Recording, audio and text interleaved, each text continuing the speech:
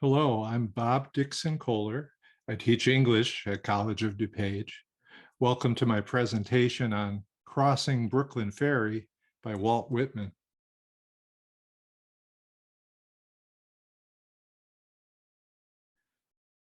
The theme that unifies the presentations for this year's Humanities Festival is contact.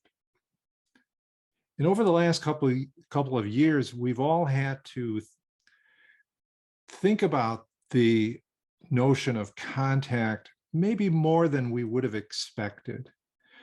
We had to care about contact tracing when we were monitoring the spread of the virus.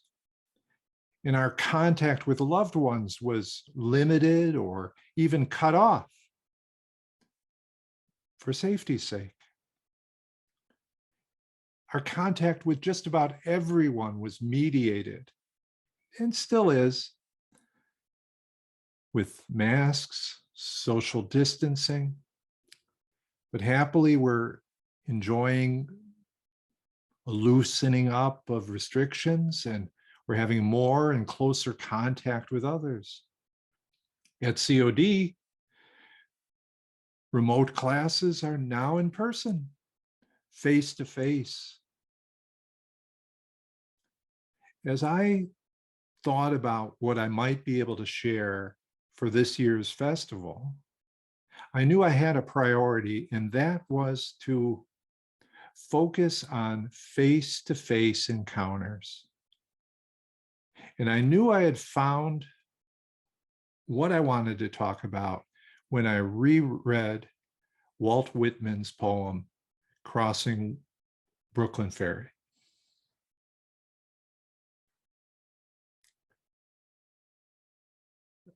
Whitman wrote a book of prose essays, reflections called Specimen Days.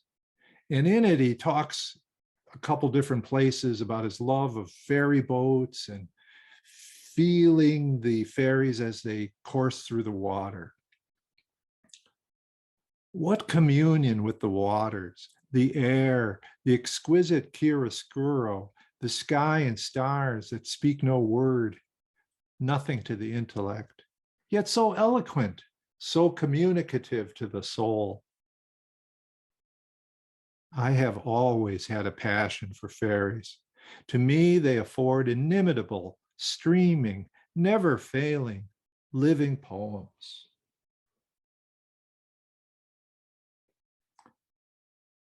Whitman put that passion into words when he wrote Crossing Brooklyn Ferry, which is contained in his collection, Leaves of Grass. It describes a ferry boat ride just before sundown that takes its throng of passengers from Manhattan to Brooklyn. Now, regular commuters on the New York ferry might have regarded the ride as just one leg on their long trip home after work. But the speaker in Whitman's poem experiences it as a rapturous encounter. Listen to the opening section of the poem. Flood tide below me, I see you face to face. Clouds of the west, sun there half an hour high, I see you also face to face. Crowds of men and women attired in the usual costumes. How curious you are to me. On the ferry boats, the hundreds and hundreds that cross, returning home, are more curious to me than you suppose. And you that shall cross from shore to shore years hence are more to me and more in my meditations than you might suppose.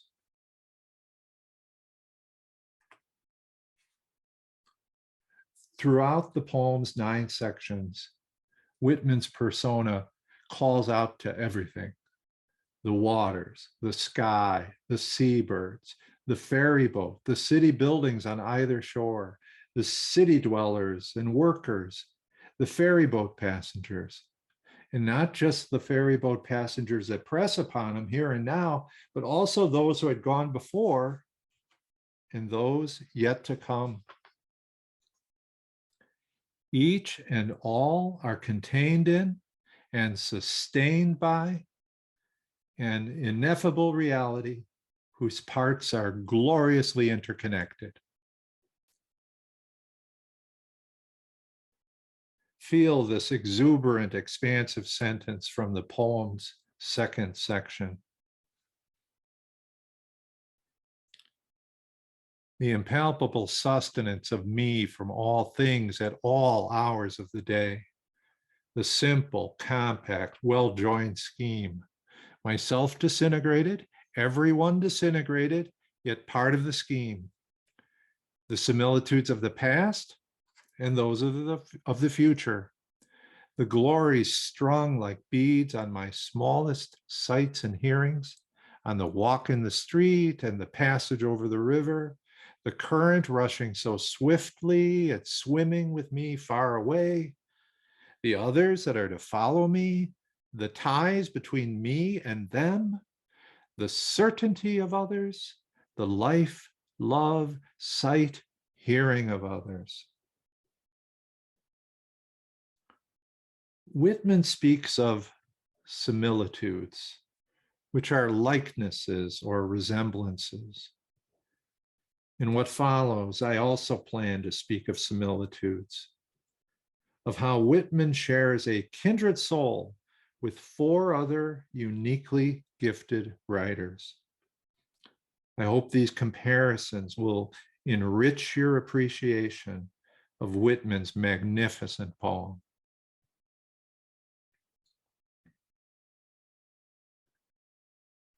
Similitude 1, Whitman and St. Augustine.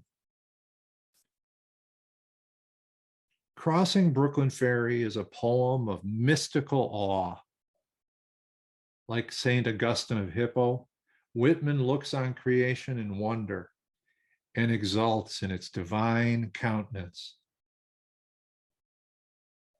Let's first consider a few extracts from a section of Augustine's Confessions.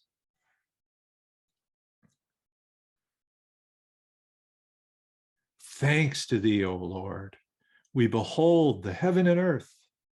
We behold a face of waters gathered together in the fields of the sea and the dry land, both void and formed so as to be visible and harmonized. We behold the light shining from above, the sun to suffice for the day, the moon and the stars to cheer the night, and that by all these times should be marked and signified. We behold on all sides a moist element replenished with fishes, beasts, and birds. We behold the face of the earth decked out with earthly creatures, and man created after thy image and likeness.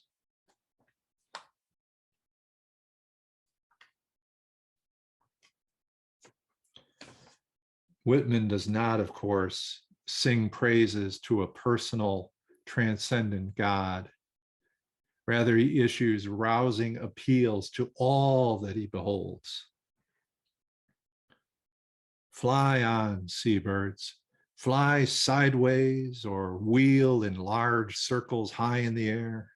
Receive the summer sky, you water, and faithfully hold it till all downcast eyes have time to take it from you. Diverge fine spokes of light from the shape of my head, or anyone's head in the sunlit water. Come on, ships from the lower bay, pass up or down white-sailed schooners, sloops, lighters. Flaunt away, flags of all nations, be duly lowered at sunset. Burn high your fires, foundry chimneys, cast black shadows at nightfall, cast red and yellow light over the tops of the houses.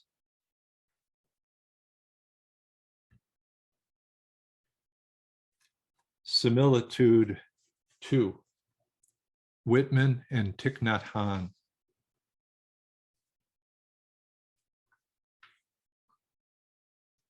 During the weeks I spent meditating on Whitman's poem, the beloved Vietnamese monk Thich Nhat Hanh passed away at age 95.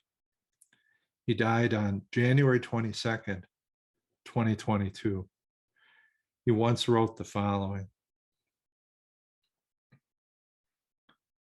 every one of us is a miraculous flower in the garden of humanity.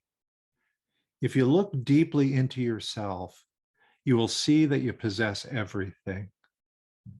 As the poet Walt Whitman said, I am large. I contain multitudes. The one contains all. That is the insight of Buddhism. If you practice deep looking, you will discover this truth, the mystery of interbeing. The one contains all. Nhat Hanh defines what interbeing is this way: to be is to interbe. We cannot just be by ourselves alone. We have to interbe with every other thing. Crossing Brooklyn Ferry is a poem flowing with the mystery of interbeing. It pulses in lines like these. It avails not, time nor place. Distance avails not. I am with you, you men and women of a generation, or ever so many generations hence. Just as you feel when you look on the river and sky, so I felt. Just as any of you is one of a living crowd, I was one of a crowd. Just as you are refreshed by the gladness of the river and the bright flow, I was refreshed. Just as you stand and lean on the rail, yet hurry with the swift current, I stood, yet was hurried. Just as you look on the numberless masts of ships and the thick-stemmed pipes of steamboats, I looked.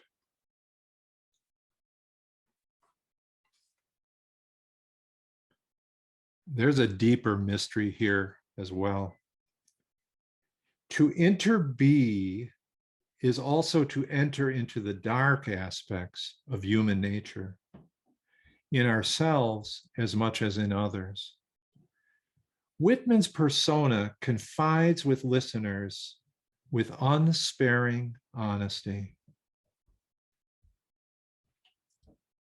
Nor is it you alone who know what it is to be evil. I am he who knew what it was to be evil. I too knitted the old knot of contrariety, blabbed, blushed, resented, lied, stole, grudged, had guile, anger, lust, hot wishes I dared not speak, was wayward, vain, greedy, shallow, sly, cowardly, malignant. The wolf, the snake, the hog, not wanting in me. The cheating look, the frivolous word, the adulterous wish, not wanting. Refusals, hates, postponements, meanness, laziness, none of these wanting. Was one with the rest.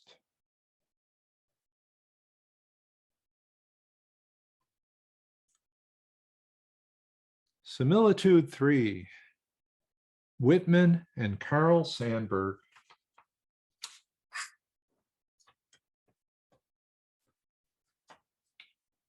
Crossing Brooklyn Ferry is a proud New York poem. Whitman writes, stand up, tall masts of Manhattan. Stand up, beautiful hills of Brooklyn. Well, we in Chicagoland can proudly claim our own Whitman-esque city poem, Carl Sandburg's Chicago. Here's a taste of how Sandburg adopts Whitman's cadence and his comprehensiveness.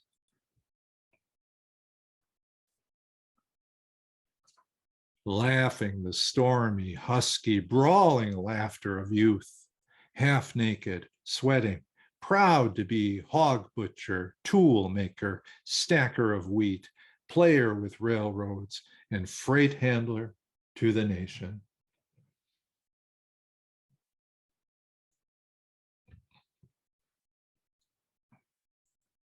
Similitude 4, Whitman and Allen Ginsberg. The Beat Generation poet Allen Ginsberg was profoundly influenced by Whitman's poetry and by the man himself.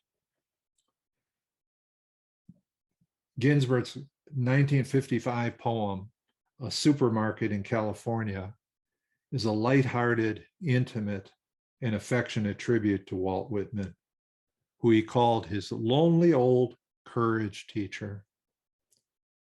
It's with this poem that I would like to close.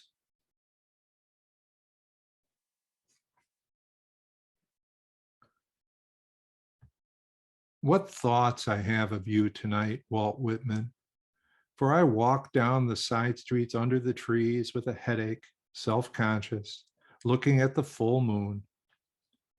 In my hungry fatigue and shopping for images, I went into the neon fruit supermarket, dreaming of your enumerations.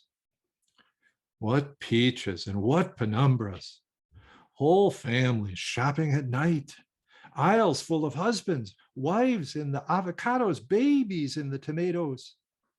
And you, Garcia Lorca, what were you doing down by the watermelons? I saw you, Walt Whitman, childless, lonely old grubber, poking among the meats in the refrigerator and eyeing the grocery boys. I heard you asking questions of each. Who killed the pork chops? What price bananas? Are you my angel? I wandered in and out of the brilliant stacks of cans following you, and followed in my imagination by the store detective.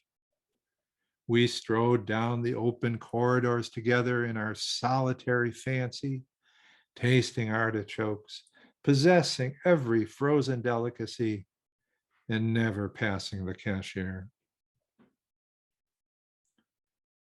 Where are we going, Walt Whitman? The doors close in an hour. Which way does your beard point tonight? I touch your book and dream of our odyssey in the supermarket and feel absurd. Will we walk all night through solitary streets? The trees add shade to shade, lights out in the houses. We'll both be lonely. Will we stroll dreaming of the lost America of love, past blue automobiles and driveways, home to our silent cottage? Ah, dear father, graybeard, lonely old courage teacher, what America did you have when Karen quit poling his ferry and you got out on a smoking bank and stood watching the boat disappear on the black waters of Lethe?